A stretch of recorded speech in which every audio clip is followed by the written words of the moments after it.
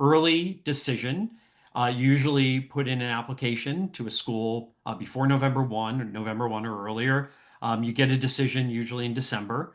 And there's usually multiple rounds of these if you want to do that, early decision one, early decision two. But the important thing is it's binding. So if you get in, you're going there and you withdraw your applications from other schools. Early action is you apply early. You usually, and I'll explain that in a minute, get an early, some sort of decision back. But you don't have to make a decision to enroll until later on in the year, usually by May 1.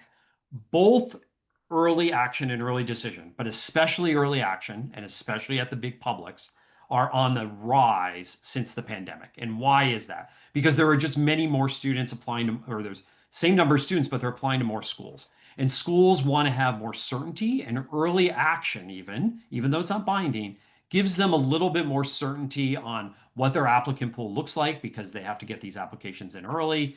It allows them to get students into their systems to understand, well, how committed are they to coming here, things like that. So combined, early action and early decision, the number of applications filed that way almost now equal regular decision, according to the Common App. That's how many early applications are being filed. But let me tell you about a few of the other trends related to that. One is something that's been happening for 10 plus years now. Early decision for those schools who use it, again, early decision being binding, taking up more and more of the class. And I'm talking 50, 60, 70.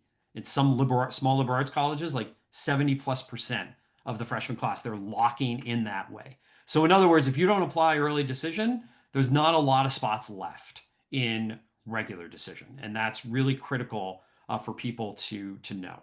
Second, on early action, one of the things that we've been seeing the last couple of years is they're inundated with applications early action.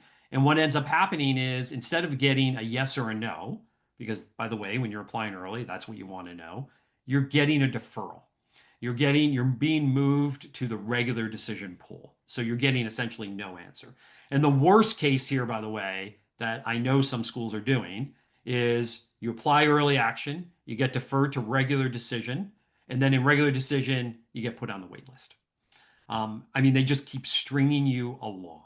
And what we saw this year on the wait list is a couple of the very selective schools, Duke, Columbia, Harvard, they kept their wait list open most of the summer because usually at some point they'll just say, wait list is over, move on. Go, you're not getting in here, go somewhere else. And that's what Duke did. And then they reopened it. They called up 50 people or more than 50 people. They ended up enrolling 50 people. And they said, oh, by the way, you're going to get off the wait list. It's the end of July.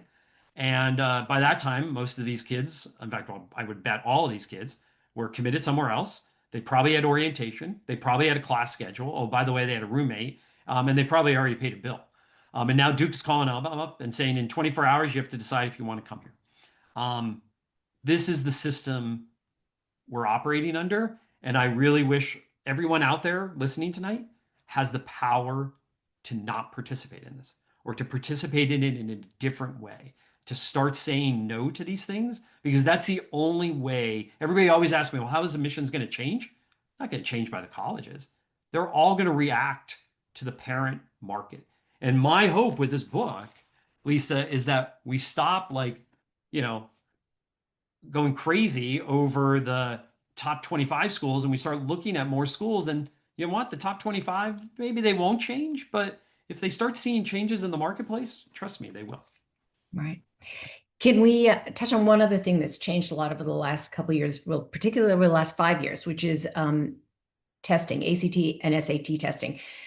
Schools all went test optional, then some of them moved back to test required, then some of them moved back to test suggested. This is leaving parents and students very confused. How should parents and students think about testing in this environment? Yeah, Lisa, if you mind, I see two questions just right on my screen Go here. I'm ahead, going to jump. quickly take them. Somebody asked about early and rolling. Rolling admissions is different. Rolling is you apply, you find out. They basically are admitting students as they apply.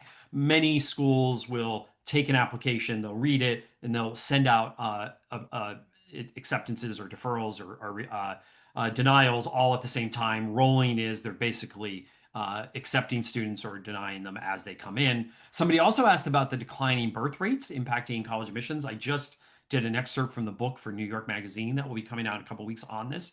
There's a lot of incorrect information, by the way, out on the internet right now.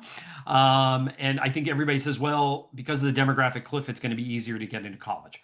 First of all, it's easy to get into most colleges. Average acceptance rate across the US is 65%.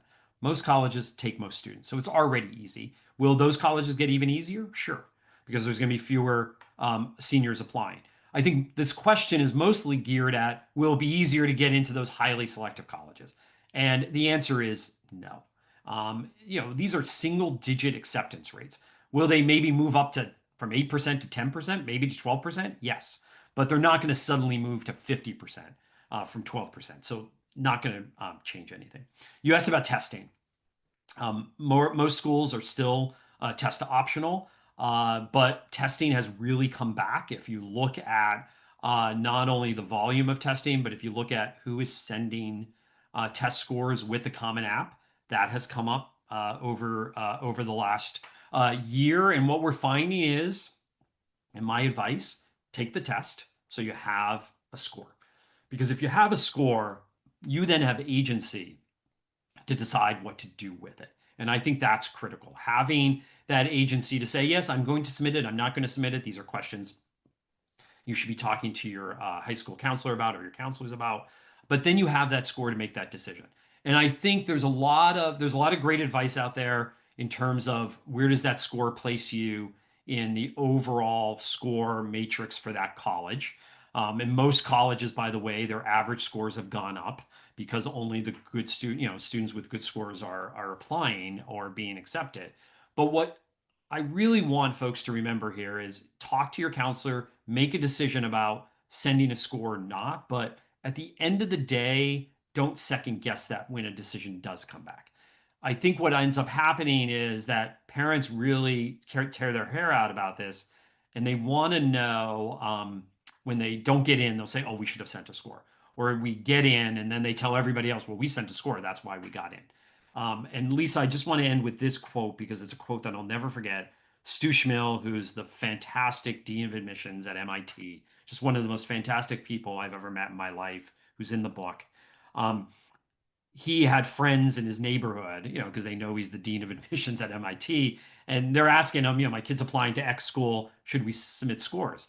And he said, I have no idea. Like he said, I just can't tell them. I have no idea. And by the way, he works in admissions.